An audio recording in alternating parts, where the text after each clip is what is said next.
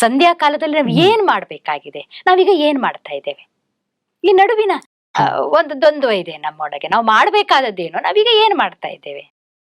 ನಮ್ಮ ಹಿರಿಯರು, ನಮ್ಮ ಜ್ಞಾನಿಗಳು ಆ ಈ ಬದಲಾಗುತ್ತಿರುವ ಕಾಲ ಚಕ್ರದಲ್ಲಿ ನಾವೊಂದು ಸರಿಯಾದ ಶಿಸ್ತನ್ನ ಅನುಸರಿಸಬೇಕು ಎನ್ನುವ ಉದ್ದೇಶದಿಂದಲೇ ಆ ಸಮಯಕ್ಕೆ ಮಹತ್ವವನ್ನ ಕೊಟ್ಟರು. ಒಂದು ನಮ್ಮಲ್ಲಿ ಸ್ವಯಂ ಶಿಸ್ತು ಬೆಳಿಬೇಕು. ಯಾಕಂದ್ರೆ ಸಂಧ್ಯಾ ಕಾಲದಲ್ಲಿ ಮಲಗಬಾರದು. ಬೆಳಿಗ್ಗೆ ಆಗ್ಲಿ ಸಂಜೆ ಆಗ್ಲಿ ರೋಗಿಷ್ಠರು ಕೂಡ ಎದ್ದು ಕೂತ್ಕೊಳ್ಬೇಕು.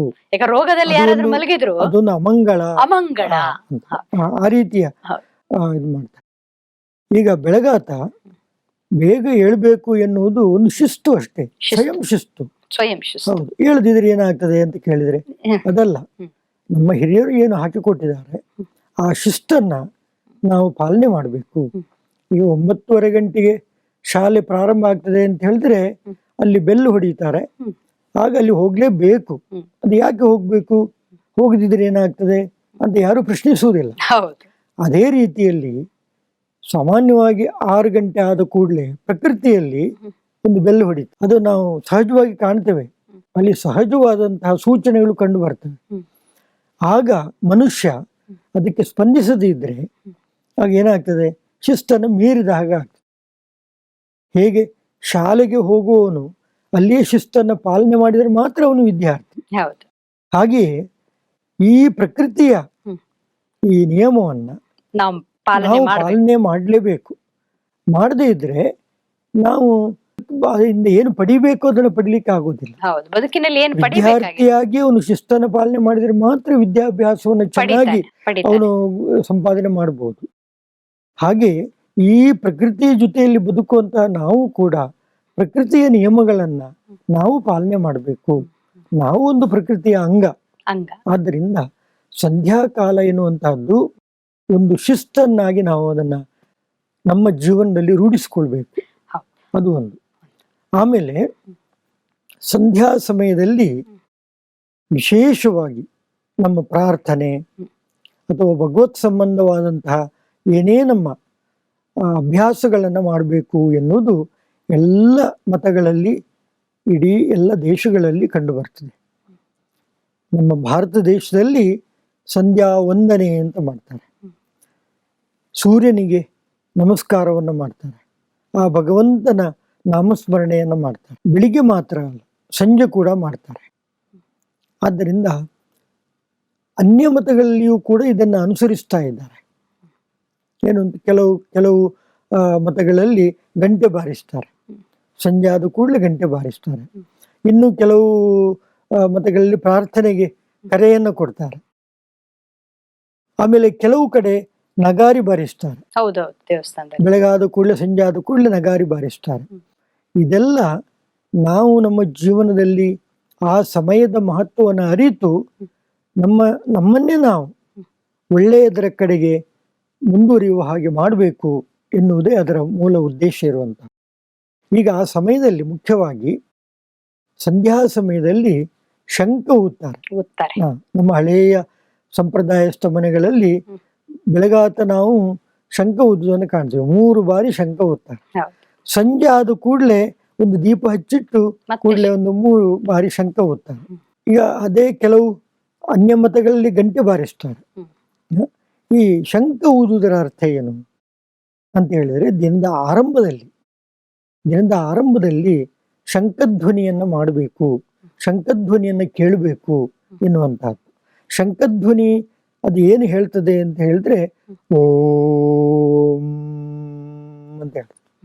ಓಂಕಾರವನ್ನ ಅದು ಹೇಳ್ತದೆ. ಆಗ ಓಂಕಾರ ಎನ್ನುವುದು ನಮ್ಮ ಆತ್ಮ ಸ್ಮೃತಿಯನ್ನ ಮಾಡಿಕೊಡ್ತದೆ. ನಮ್ಮನ್ನ ಭಗವಂತನ ಕಡೆಗೆ ನಮ್ಮನ್ನ ಕೊಂಡು ಹೋಗ್ತದೆ. ಹೌದು. ಆತ್ಮದ ಸ್ಮೃತಿಯನ್ನು ನಾವು ಯಾಕೆ ಮಾಡಬೇಕು ಅಂತ ಹೇಳಿದ್ರೆ, ಅದರಲ್ಲಿ ನಮಗೆ ನಿಜವಾದ ಒಂದು ಶಾಂತಿ, ಪವಿತ್ರತೆ, ಆನಂದ, ಶಕ್ತಿಯ ಒಂದು ಅನುಭವವನ್ನು ಮಾಡ್ತೇವೆ.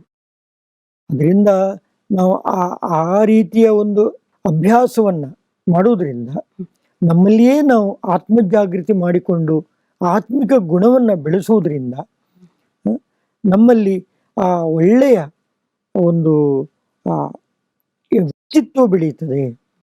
ದಿನದ ಆರಂಭದಲ್ಲಿ ನಾವು ಇಂತಹ ಒಂದು ಆಚರಣೆ ಮಾಡಿದರೆ ಆ ಆಚರಣೆ ಎನ್ನುವುದು ಮುಂದುವರಿತಾ, ವೆಲ್ ಬಿಗಿನ್ ಹಾಫ್ ಡನ್ ಅಂತ ಹಾಫ್ ಹೇಳುವ ಡನ್ ಹಾಗೆ. ಅಂತ. ನಮ್ಮ ದಿನದ ಆರಂಭ ಚೆನ್ನಾಗಿ ಆದರೆ, ಶಾಂತವಾಗಿ ಆದರೆ, ಮತ್ತೆ ಎಲ್ಲ ಕೆಲಸಗಳು ಶಾಂತವಾಗಿ ಮುಂದುವರಿತಾ ಶಾಂತವಾಗಿ ಹೋಗ್ತವೆ. ಮುಂದುವರಿತದೆ. ಹೌದು. ಅದಕ್ಕಾಗಿ ಈಶ್ವರಿ ವಿಶ್ವವಿದ್ಯಾಲಯದಲ್ಲಿಯೂ ಕೂಡ ಬೆಳಿಗ್ಗೆ 6ರಿಂದ 8 ಗಂಟೆವರೆಗಿನ ಸಮಯ ಆಧ್ಯಾತ್ಮಿಕ ಅಭ್ಯಾಸಕ್ಕಾಗಿ ಇರುತ್ತೆ. ಇಡ್ತಾರೆ.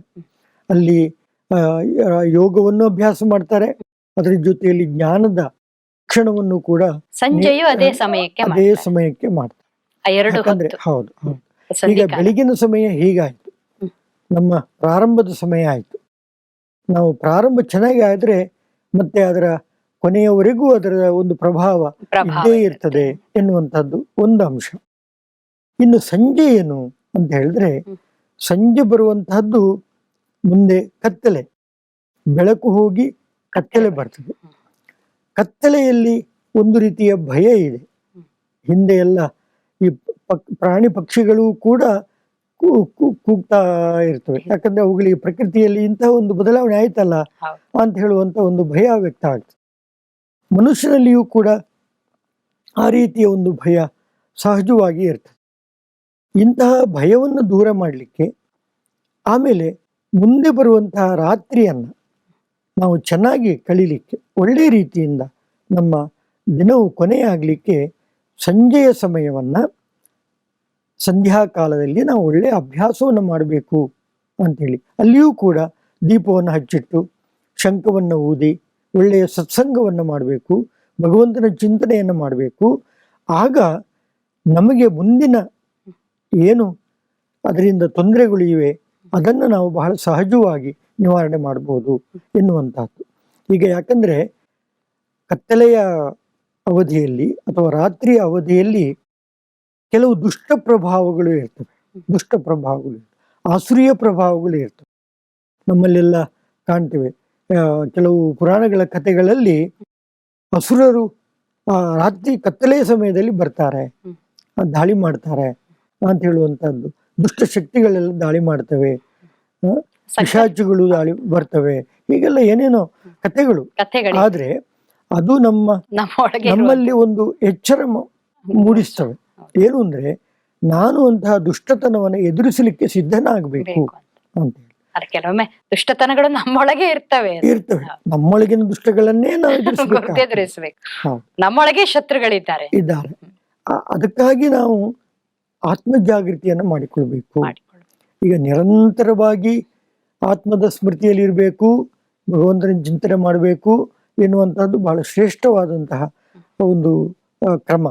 ಆದರೆ ನಮ್ಮ ಈ ಜೀವನದಲ್ಲಿ ಎಲ್ಲ ದುಡಿಮೆ ಎಲ್ಲವನ್ನೂ ಮಾಡ್ತಾ ಜೀವನ ಮಾಡುವವರಿಗೆ ಈ 2 ಹೊತ್ತಾದರೂ ಅವರು ಚೆನ್ನಾಗಿ ಆ ಭಗವಂತನ ಚಿಂತನೆಯನ್ನು ಮಾಡಬೇಕು.